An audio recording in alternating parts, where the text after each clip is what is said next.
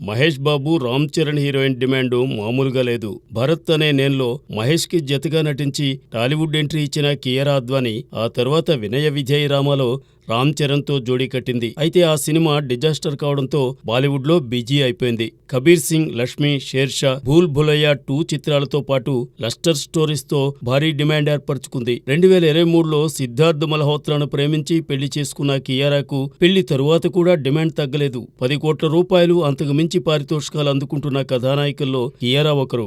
ఇదిలా ఉంటే డాన్ 3లో రోమా పాత్ర పోషిస్తున్నందుకు గాను కియారా ఏకంగా 13 కోట్ల రూపాయల పారితోషికం అందుకోనున్నట్లు తెలుస్తోంది.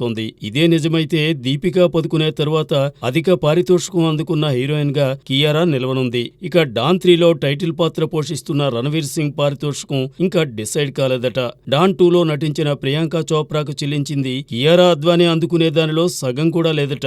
డాన్ 3ని ఫర్హాన్ అఖ్తర్ తన సొంత బ్యానర్ లో భారీ బడ్జెట్ తో నిర్మించనున్నారు. తెలుగులో నటించిన తొలి సినిమా భరత్ అనే నేను కోసం కియారా అందుకున్న పారితోషికం లక్షల్లోనే ఉండడం గమనార్హం. అయితే ఆ తరువాత అనతి కాలంలోనే కియారా రేంజ్ 3 కోట్ల రూపాయలకు చేరుకుంది. ఇప్పుడు ఏకంగా సినిమాకు 10 కోట్ల రూపాయలు తీసుకుంటోంది. ప్రస్తుతం రామ్ చరణ్, శంకర్ కాంబినేషన్ లో దిల్ రాజు నిర్మిస్తున్న గేమ్ చేంజర్ తో పాటు జూనియర్ ఎన్టీఆర్ ముఖ్య పాత్ర పోషించనున్న బాలీవుడ్ చిత్రం వార్ 2లోనూ కియారా హీరోయిన్ గా నటిస్తోంది. మరి డాన్ 3తో ఏకంగా 13 కోట్ల రూపాయలకు చేరిన కియారాను తెలుగు నిర్మాతలు భరించగలరా? Let's wait and see.